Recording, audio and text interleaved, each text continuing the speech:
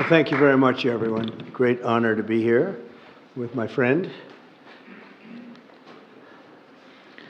I'm delighted to welcome President Macron back to the White House. We've been together quite often, but not that often in the White House. We honored the President, First Lady of France, not so long ago. There was a beautiful evening, and we will not soon forget it. It was a beautiful day and evening, and many fond memories. I also want to thank Emmanuel for hosting me in Paris last December after a historic election win to witness the reopening of the spectacular Notre Dame Cathedral, where you did an outstanding job in bringing it back together. That was a sad day watching that burn, and 5 years later you had it up, and it was they say more beautiful than it was before, so I think that's a great achievement. That was not easy. France is America's oldest ally. Our cherished partnership has been a force for freedom, prosperity, and peace from the very beginning. We're now working on some very interesting developments. One in particular, as you know, the war between Russia and Ukraine. In the American Revolution, French support helped us to seize our destiny as an independent nation. In the First and Second World Wars, our citizens shed blood together on the battlefields of Europe. And I'll never forget joining President Macron 6 years ago on the 75th anniversary of D-Day. That was some day. The purpose of our meeting today is to end another battle, a really horrible one, a war, something that we haven't seen since the Second World War, that is ravaging European soil, the deadliest and most destructive conflict that one can imagine. I've seen the pictures, I've seen the satellite photos and lots of other photos, and it's a horrible thing that's happening. Thousands of people are dying a week.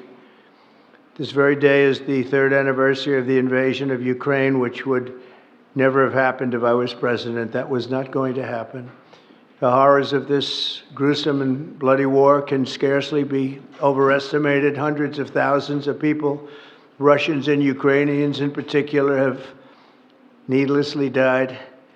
An entire generation of Ukrainians and Russian men has been decimated. 1,000-year-old cities have been turned into rubble. Those beautiful spires that you used to see there, they were most beautiful in the world, they say, are lying in heaps of rubble, blasted to smithereens. It's time to end this bloodletting and restore peace, and I think we're going to do it. We've had some great conversations, including with Russia. Since my return to the White House, we've made more progress toward that goal in 1 month than occurred in the past 3 years. And I've spoken with both President Putin and President Zelensky. And again, a lot of good things toward peace are happening, moving it, I think, pretty quickly.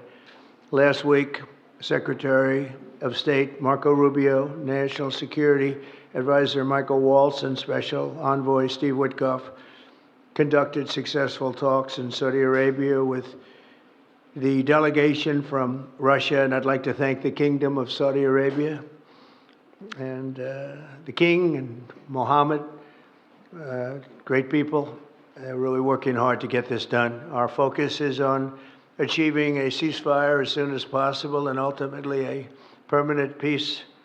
My meeting with President Macron today was another important step forward in that sphere, because he's been very much involved right from the beginning in trying to get it over with, and we're going to get it done. I believe that Emmanuel agrees with me on many of the most important issues. Chief among them is this is the right time. It may be the only time. You know, that's a very interesting and horrible situation, and that could evolve into a third world war. We're not going to let that happen. Should have never started, but it did, and what a mess, what a horrible, bloody mess. I'm also pleased that President Macron agrees that the cost and burden of securing the peace must be borne by the nations of Europe, not alone by the United States, and Europe must take that central role in assuring long-term security of Ukraine, which they want to do. And that's not a very big step. The big step is what's going to happen over the next few weeks. The United States has put up far more aid for Ukraine than any other nation. Hundreds of billions of dollars. We've spent more than 300 billion, and Europe has spent about 100. 100 billion, that's a big difference, and at some point we should equalize.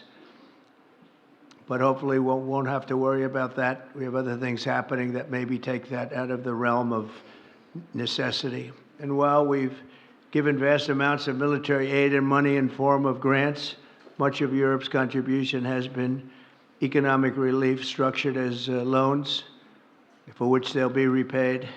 Like the Europeans, I believe that taxpayers in the United States also deserve to recoup the colossal amounts of money that we've sent. The previous administration never even thought of that. They didn't think of a lot of things, like why did they let it start in the first place? That is why we must have an agreement with Ukraine on critical minerals and rare earths and various other things as security. And I think that that's happening. I think we've made a lot of progress. I had a report just given to me before walking in that we've made, Emmanuel, a great deal of progress toward getting that. I've been elected by the American people to restore common sense to Washington and indeed to the world. And I believe strongly that it's in the best interest of the United States, the best interest in Europe, the best interest of Ukraine, and indeed the best interest of Russia to stop the killing now and bring the world to peace.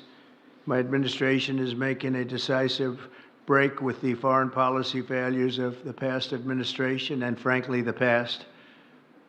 I ran against a very foolish foreign policy establishment, and their recklessness has led to the death of many, many people.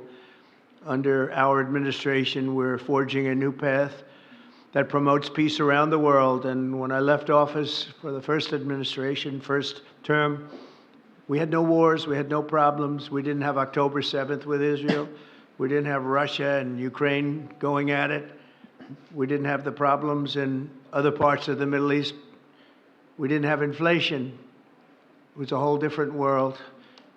And you know what else we didn't have? Millions of people pouring through our borders, many of them criminals released from other nations and put right into our land, murderers and drug dealers, gangs. We didn't have any of that. It's a different time, but now we have it and we're fixing it. We'll fix it all up. We'll get it done as quickly as possible. And we've made a great deal of progress. People are saying it was the best month for a president in our country's history. I hope that's right, but I feel it's right. We've done a lot of things in a very short period of time, 4 weeks. As I've said before, it's my hope that my greatest legacy, however, will be as a peacemaker and a unifier. I want to bring peace, not war. I thank President Macron for joining us today in this urgent work we're doing. And we have some wonderful people up front right here that have worked so hard. Steve Witkoff, thank you very much. And Michael Waltz, thank you. Scott, thank you very much, and JD, thank you. They've really done a job. They worked very hard. It's a real passion to get this war ended. And I'd like to now invite Emmanuel to say a few words, and then we'll take questions. And again, Emmanuel, it's a great honor to have you with us at the White House. Thank you very much, please. Thank you, Mr. President. Thank you, dear Donald. Ministers, ladies and gentlemen, mesdames et messieurs, je vais dire quelques. Ladies and gentlemen, I'll be saying a few words in French. Thank you very much, Mr. President, dear Donald, for your hospitality and for this visit. As you mentioned, we have had the opportunity to meet over the past few years. Since your first term, we've been able to discuss matters in Paris and also here at the White House, and it has always been a great joy to do that, and I would like to commend you. And thank you, Mr. President, for extending this friendship to France and taking part in the ceremony at Notre Dame that you mentioned before. It was a great honor for the French people to reopen the cathedral to the rest of the world, and your presence was a testament to that friendship. As the President said, this friendship dates back to the Revolutionary War, since the beginning of the United States. And whenever we've needed to, we've been able to come together and be on the right side. We've been able to be united to defend peace and sovereignty. namely in the two world wars that marked the 20th century, from Lafayette to Pershing and to the many Americans who landed on Omaha Beach. And we spoke earlier before, and you mentioned that one of those gentlemen was able to visit you here, one of the veterans. This is part of history which puts us in the world that we are in today. And as the President just said, there are many challenges in this world. And over the past few days, we have one main objective, which is the geopolitical situation. Mr. President, I really wish to thank you for making changes to your schedule to meet with us so quickly. I think we've made very substantive steps forward during our discussions, and this is a major step in what we're experiencing today. We had a video conference with all of the G7 leaders, which was an opportunity for us to discuss this matter 3 days after the Russian war in Ukraine and to express our support for President Zelensky to the Ukrainian people, but also to speak and share about our desire for a lasting peace. This is what we have spoken about very forcibly over the past few weeks. We thought that this war was only going to last a few weeks when it broke out in 2022. We admire greatly the courage of the Ukrainian people. And Mr. President, I wish to thank you for this. You mentioned that there are responsibilities on Europe's side, and indeed, we have invested $128 billion in aid to Ukraine and the Ukrainians.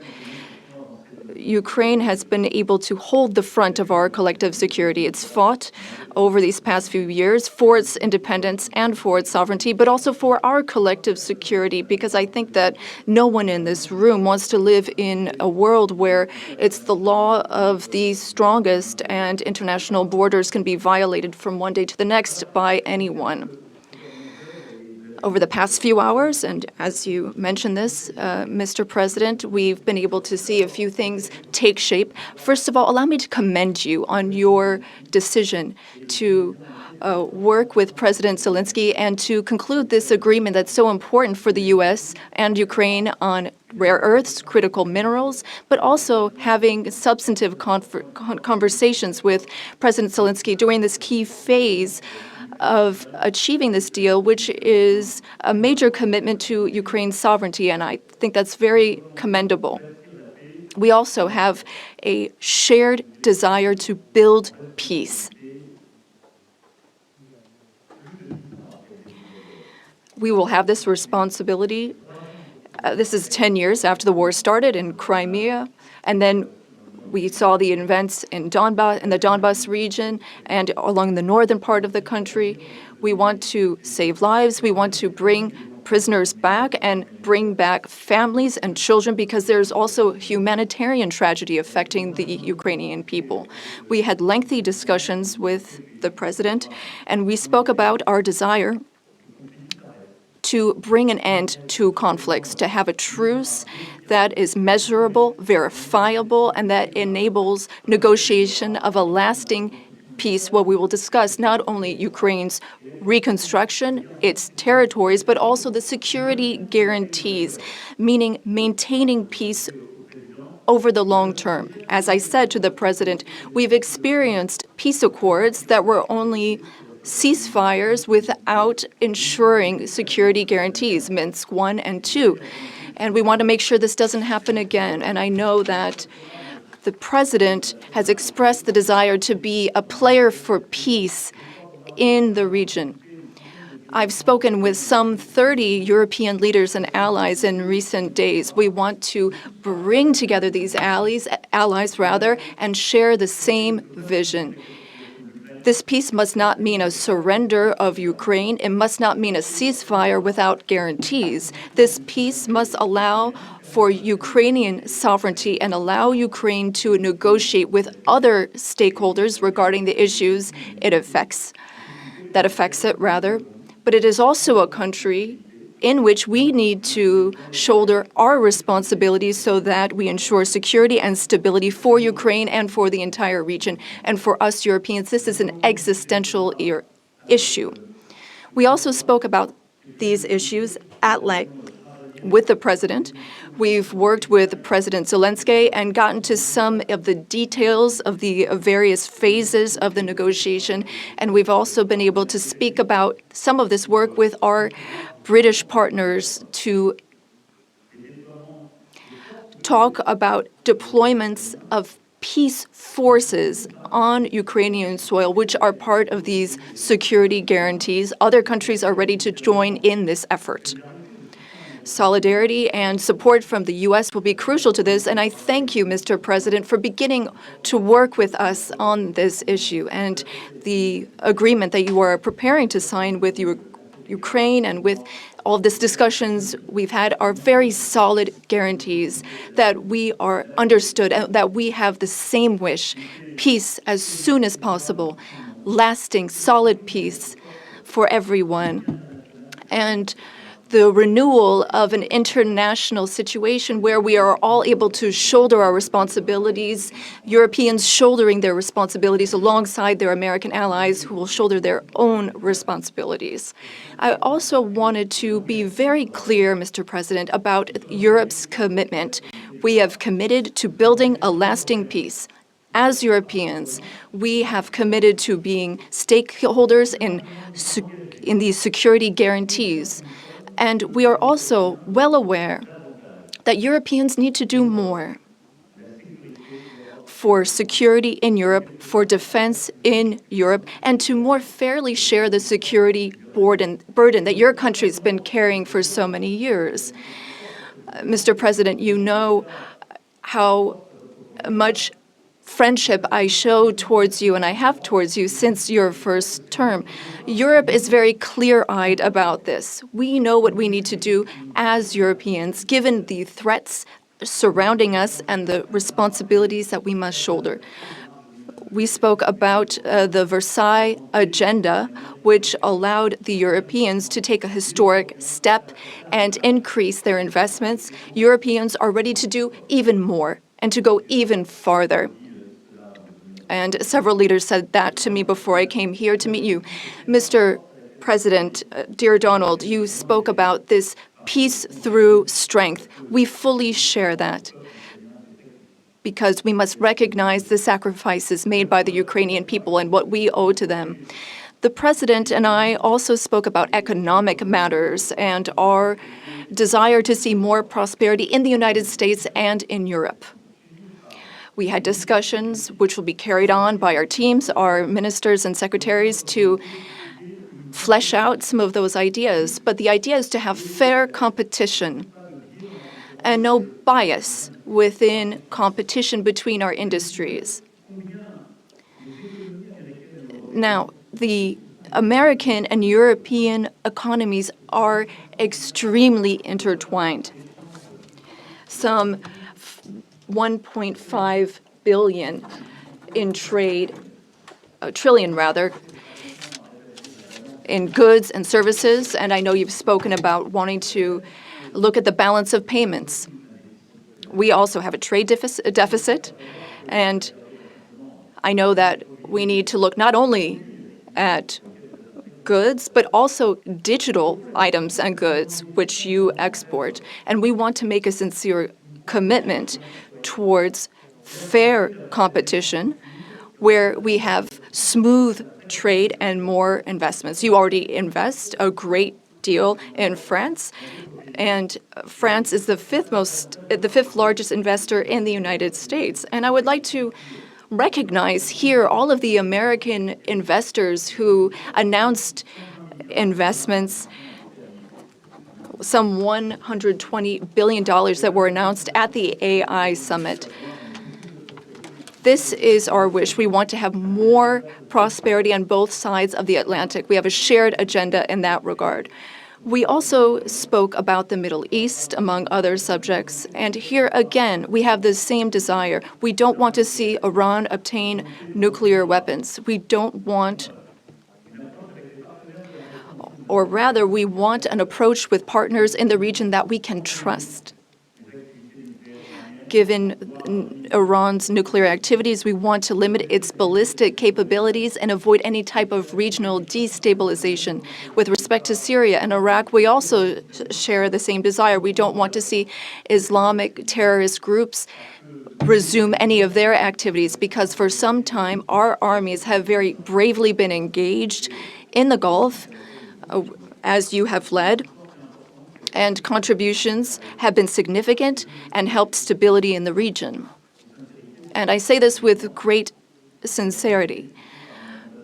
France was affected by a terrorist attack in 2015, which was linked to the terrorist activity in Syria. And we are in that region at your side to work for more security.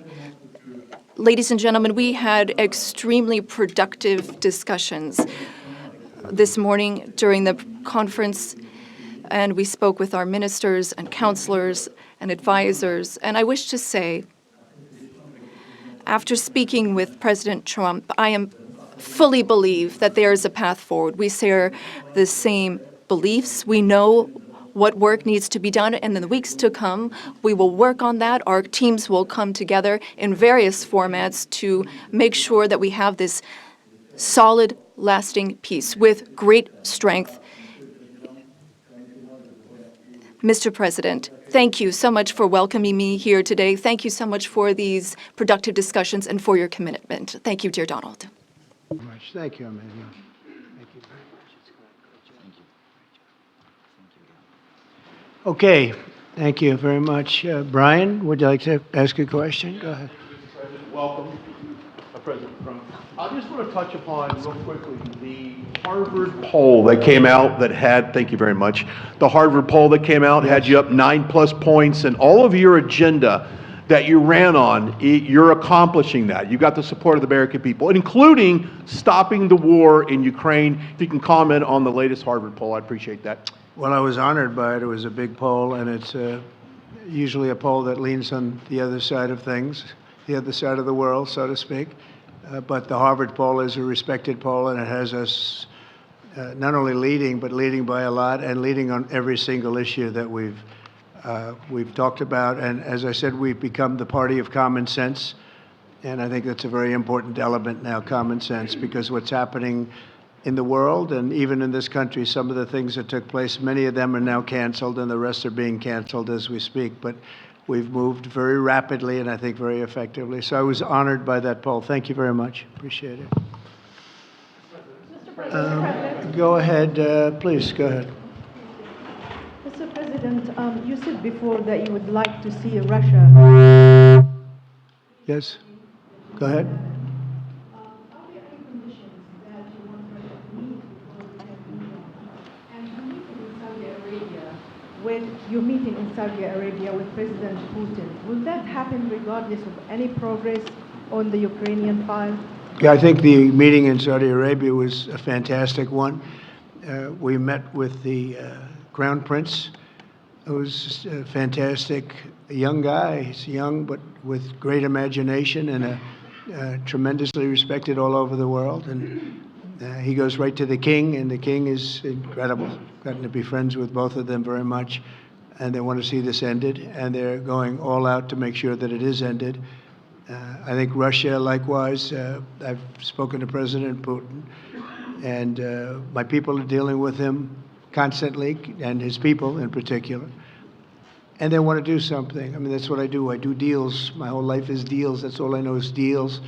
And I know when somebody wants to make it and when somebody doesn't. I will say this, before I came here, there was no communication with Russia whatsoever, and Russia wasn't answering calls. They were not talking to anybody. They wouldn't talk to anybody, and people sort of accepted that as being that they want to go forward and just keep going without stop. But when I got here, one of the first calls I made was to President Putin, and we were treated with great respect, and they want to end this war.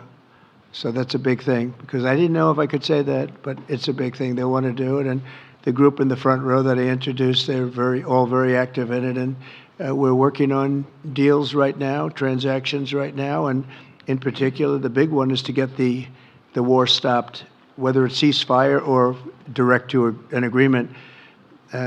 I'd like to go directly to an agreement, but ceasefire will always happen a little bit quicker. And every day you're saving thousands, or at least hundreds, but thousands in some cases, lives. So we want to see if we can get that done very quickly. Yes, for the president, please. Thank you. I'm a correspondent based in Paris. Question for both of you, actually. Mr. Macron, you were one of the last Western leaders to speak to Putin before Ukraine's invasion. What advice, what recommendation could you make to President Trump to make sure that this time you can get strong enough guarantees from Putin to get a peace deal that lasts this time? And Mr. President Trump, what makes you think you can trust Putin in those negotiations? Thank you. Look, I will never give any advice to President Trump. We have friendly and trustful discussion, but my experience with President Putin is the following. Number one, I always think it's good to have discussion with other leaders, and especially when you disagree. I stopped my discussion with President Putin after Bucha and the war crimes, because I considered that, we had nothing to get from him in the time. Now this is there is a big change, because there is a new US administration. So this is a new context. So there is good reason for President Trump to re-engage with President Putin. But my experience is the following, and I shared it with President Trump and the team. In 2014, our predecessors negotiated peace with President Putin. But because of the lack of guarantees, and especially security guarantees, President Putin violated this peace. And I had several discussions, especially beginning of 2022, several times, 7 hours with President Putin, 15 days before launching of the attack. He denied everything, but we didn't have security guarantees. So this is why being strong and having deterrence capacities is the only way to be sure it will be respected. And I insisted on that, and this is why I believe that the US has the capacity to do so. And this is why I think we should never say, I will never send any boots on the ground, because you give a blank check to violate any type of commitment. So I think it's good to have discussion. I think it's useful to have negotiation. I think it's super important to go to the peace. But my strong point was to say, let's try to get something first which can be assessed, checked and verified. And let's be sure that we build sufficient guarantees on the short run. And this is where we are ready to be engaged. As for France, a lot of my European colleagues are ready to be engaged. But we do need this American backup, because this is part of the credibility of the security guarantees, and this is our collective deterrence capacity.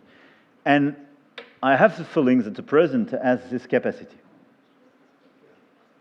I think it's very much to the benefit of Russia to make a deal, and I feel that we'll do that. It is what it is. Again, it's a war that should have never been started. It's a war that would not have been started if I were president, but it did start, and it's at a terrible level where cities are burned down and shot down to the ground. It looks like demolition sites, a whole big pile of demolition sites, and we got to get it stopped. Too many people, too much agony. The whole culture is destroyed when you rip down some of those really ancient or near ancient buildings. It's so sad to see, but I think it's very much to the benefit of this tremendous distrust on both sides. That's why it's good that I'm coming in now, but I think it's to the very much benefit of Russia to make a deal and to go on with leading Russia in a very positive way. That's what you have to do. But I really believe that he wants to make a deal. Maybe wrong, but I believe he wants to make a deal. Yeah, go ahead, please. Next week, there's a key deadline for your Canada and Mexico tariffs. Pour les droits I believe those countries have done enough on the border to stop those from taking effect. And for President Macron, I'm wondering if you believe that this critical minerals deal with Ukraine represents a de facto security guarantee by the United States, since the U.S. would have an interest in protecting those reserves in Ukraine. Thank you. We're on time with the tariffs, and it seems like that's moving along very rapidly. We've been mistreated very badly by many countries, not just Canada and Mexico.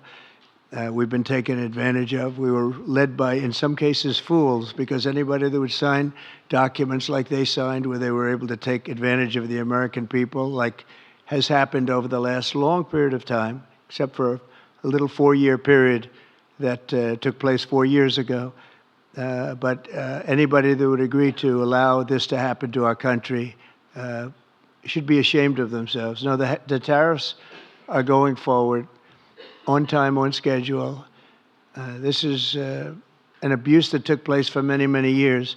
And I'm not even blaming the other countries that did this. I blame our leadership for allowing it to happen. I mean, you know, who can blame them if they made these great deals with the United States, took advantage of the United States on manufacturing, on just about everything. Every aspect that you can imagine, they took advantage of. I look at some of these agreements, I'd read them at night, and I'd say, who would ever sign a thing like this? So the tariffs will go forward, yes, and we're going to make up a lot of territory. All we want is reciprocal. We want reciprocity. We want to have the same.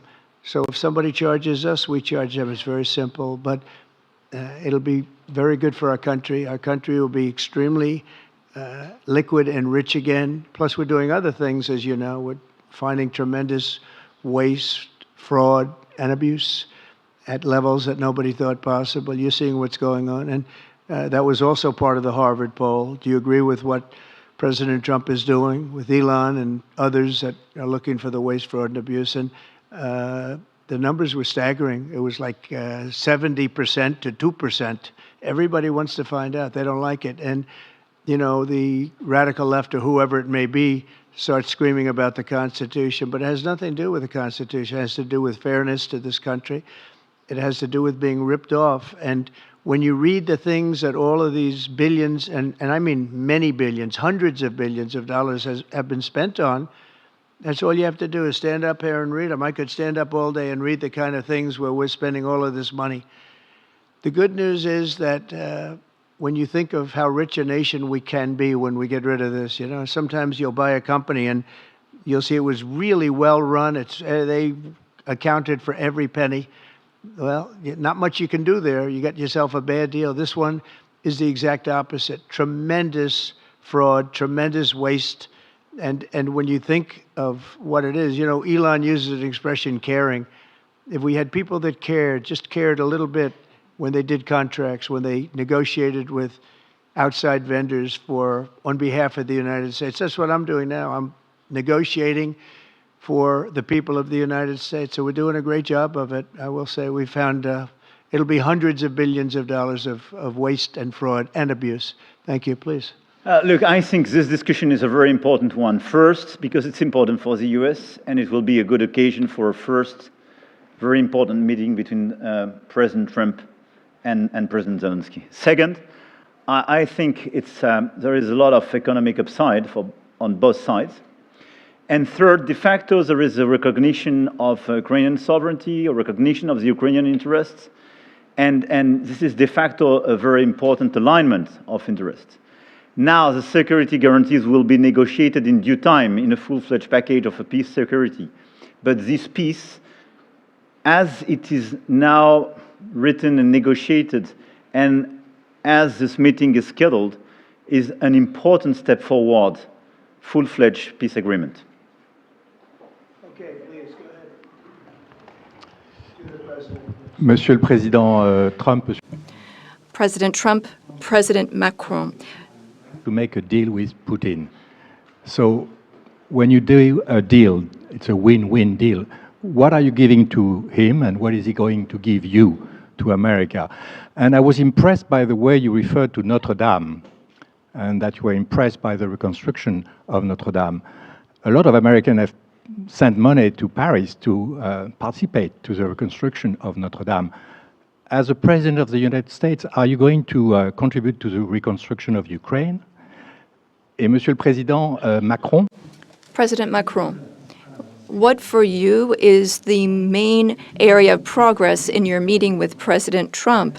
Can you confirm that there is an agreement to send European peacekeeping troops? Will France participate in that? How many troops? What would they be doing? Would this represent a great danger to send French and European troops to Ukraine?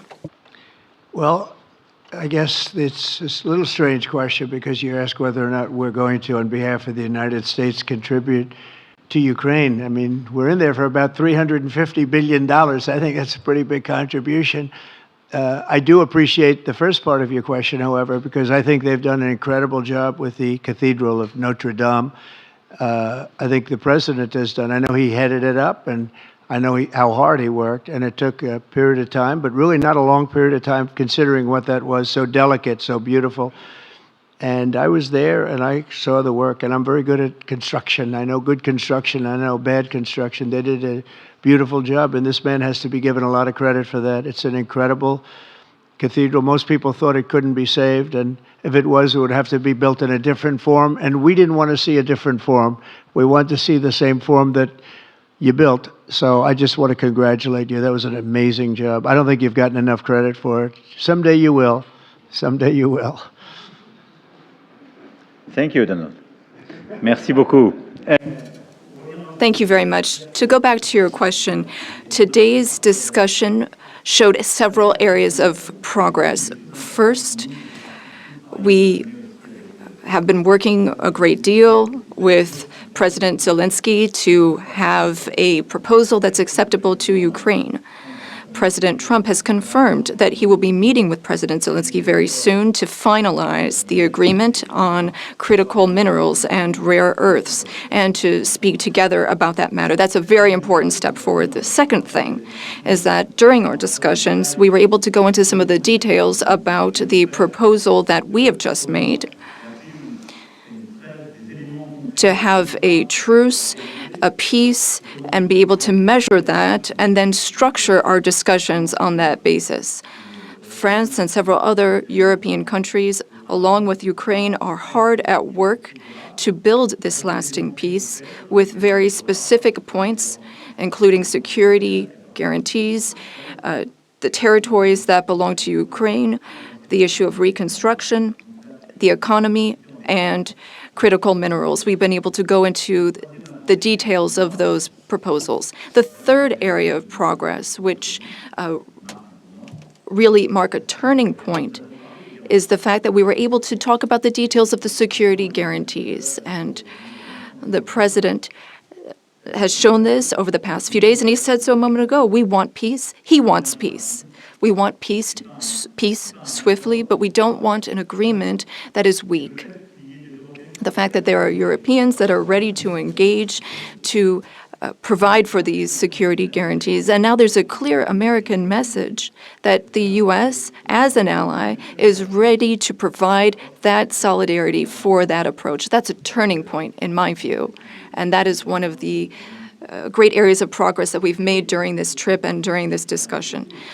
When it comes to troops, in the past, a year ago specifically, we saw a reason to talk about sending troops for strategic regions.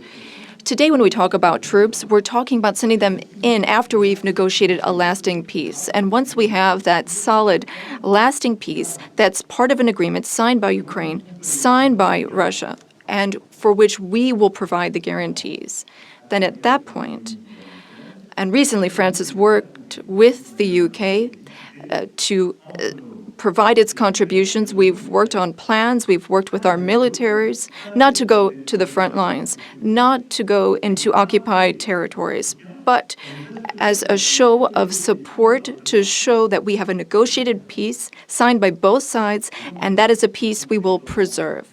So these would be peaceful deployments of troops, not for combat. These would be deployments of an assurance force. They would be limited, but they show solidarity. I've also spoken with all of our allies, and there are European and non-European allies who are ready and willing to take part in that effort. Countries have helped Ukraine maintain its military capabilities in terms of the number of soldiers it has, equipment, whereas others have provided logistical support on the ground. The question is whether or in what form the U.S. will contribute. And during our discussions, and during the discussions with Russia, we've understood that this would be acceptable to Russia, and that's a very important area of progress. And that means that in this context, the Europeans will shoulder their part of the burden, their share of the burden. We have a strong alliance that we've built over the decades. We have our solidarity, and we have deterrence capacities. What does it mean? Would it be dangerous? If there is an agreement signed by Ukraine and Russia, thanks to the efforts of President Trump, and if we provide the guarantees and Russia violates the agreement, then it would be in conflict with everyone who is engaged in the peace process. And that is a change. That was something we did not see in the past. That's not what we saw in 2014. So that is the real change that we're marking. We have this deterrence capacity on the American side. We have the capacity for engagement on the European side, and that's something we're going to continue working on together. It's not dangerous, but it's credible. It's less dangerous than things that could happen in the long term. And I think this is what we need to do to ensure security. And I say this very clearly. We're also talking about security for Europeans. I've been saying this for weeks now. If we do not guarantee the security of this territory within Europe, then how can we guarantee our own security for one and all? We live just 1,500 kilometers from Ukraine, and the Germans and Polish are even closer. So our collective security is important. We need to answer this call for Europeans to be more engaged, and Americans will be there still in solidarity. Europeans are working for their collective security, but I really think this was a turning point today in our discussions. Emmanuel, thank you very much. Great job, and it's been wonderful being with you. Say hello to your beautiful wife, and we will see you again soon. We'll be speaking often. We'll get this thing worked out. We're going to get it done. So important, and great job. Thank you.